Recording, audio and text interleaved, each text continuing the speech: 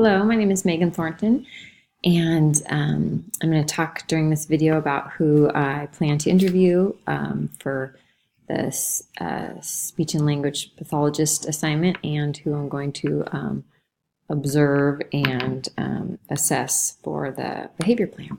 So the student I plan to observe and assess is, I'll call him M. He's a fourth grade male student with autism who goes to a school in Alameda, an public elementary school in Alameda, and he's the same student that I observed last course a few times. And some problem behaviors that I'm going to look at and target for his behavior plan will be running out of the room and yelling when he's frustrated. Those are two responses he commonly has to getting frustrated or irritated in class, and staying on task.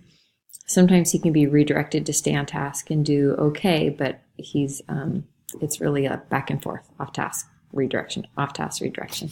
So those are two behaviors that I want to look at, are helping him find a better way to express himself and to deal with it when he's frustrated, and to be able to focus on one task for a longer period of time.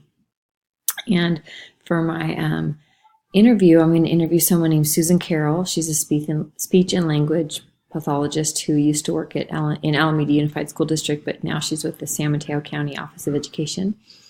And I got into contact with her by reaching out to the one of the special ed teachers at the same school that the student M goes to, and asking her.